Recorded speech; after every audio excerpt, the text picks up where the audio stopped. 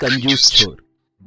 विराजपुर नामक गांव में रॉकी नाम का एक चोर हुआ करता था। वो बहुत बड़ा निकम्मा था और कंजूस भी था। छोटे मोटे सारे चीजें चोरिया करता था। जेब में 10 रुपए दिखे तो भी उन्हें चुराता था।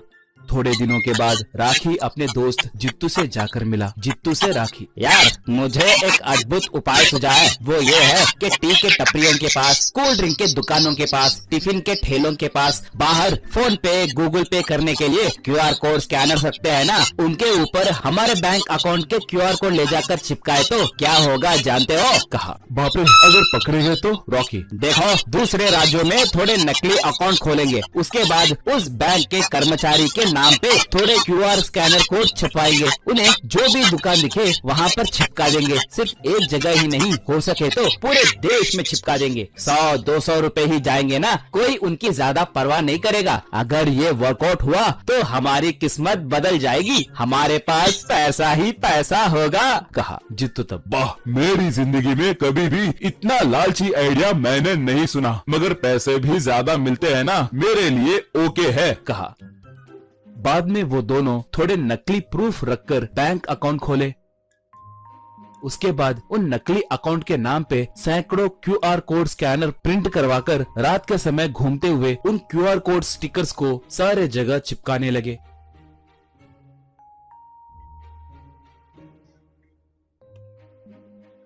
उसके बाद सुबह सुबह उन दुकानों के पास जाकर जैसे उन्हें कुछ पता न हो वैसे खड़ा हो जाते थे। दुकान को आकर टी पिए लोग, टिफिन खाए लोग उस क्यूआर कोड स्कैनर को पैसे पेमेंट करते। दुकान वाले उसके अकाउंट में पैसे नहीं गिरे कहकर बोलते तो दोनों झगड़ने लगते। ये देखकर रॉकी जित्तू खूब हंसने लगते।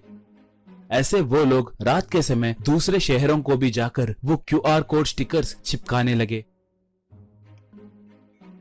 इससे उन्हें बहुत पैसे मिलने लगे। वो लोग खूब अय्याशी करने लगे। ऐसे उनकी जिंदगी भी बदल गई। वो दोनों अब कारों में घूमने लगे।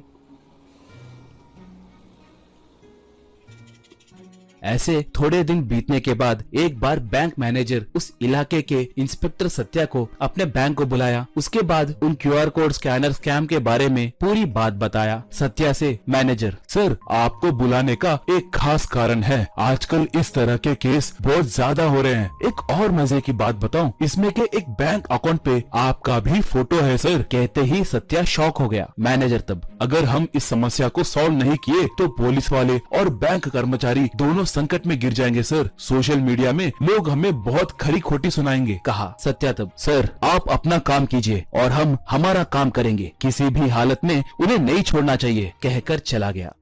उसके बाद सत्या उसके पहचानत के साइबर टीम एक्सपर्ट से मिलकर उनसे पूरी बात बताया। तब वो एक्सपर्ट, सर ये सब स्कैनर्स का काम है। वो एक बार ही बैंक को जाते हैं, सारे नकली प्रूफ रखते हैं, उन्हें पकड़ना मुश्किल है सर। अगर रूल को फॉलो करके इन्वेस्टिगेशन करना हो तो बहुत मुश्किल होगा सर। कहा। अब सत्या विवश होकर वहाँ से आ गया।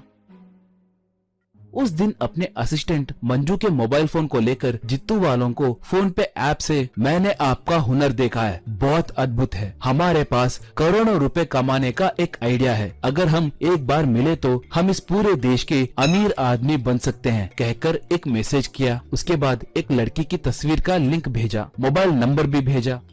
जित्तू एक कॉफी के दुकान में मैसेज को देखकर रॉकी से ये बात बताया। रॉकी तब, यार संभल कर रहना, कभी कभी ये पुलिस वालों का जाल भी हो सकता है। कहा। तो वो क्या करना है कहकर सोचने लगे। उसके बाद सत्या से असिस्टेंट मंजू, आप भी ना सर, वो बहुत शातिर चोर होंगी सर, सिर्फ एक मैसेज को रिएक्ट होंगे क्या? बोली। सत्या तब, देखो मंजू, लालच के हदें पार करे तो ही कोई ऐसे बेकार 100-200 रुपयों का काम करता है। इसने किया तो ये जरूर साधारण इंसान तो नहीं होगा, इसलिए मैंने तुम्हारा तस्वीर भेजा। अगर वो लाल टपकने वाला हो तो कम से कम लड़की के फोटो को देखकर तो भी हमसे बात करेगा। उतना ही नहीं, कल कॉफी के दुकान में तुम्हें ही उसे पकड़ना है। यूँ कहने लगा तो राखी के मोबाइल में से एक मैसेज रिप्लाई आया। उस मैसेज को देखकर सत्या, ये देखो बकरा फंस गया, कॉफी शॉप को नहीं इस गांव के बाहर मौजूद आम के बगीचे में मिलेगा कह रहा है, चलेंगे क्या? कहा। मंजू मुस्कुराई। अगले दिन प्लान के मुताबिक मंजू जाकर आम के बगीचे में इंतजार करने लगी। वहाँ पर जित्तू और रॉकी एक कीमती कार में आए। मंजू को देखकर वो दोनों बहुत खुश होने लगे। उन दोनों को देखकर मंजू एक रिवॉल्वर निकालकर निशाना साधी। बस वो दोनों एकदम से दंग हो गए। पुलिस वाले उन्हें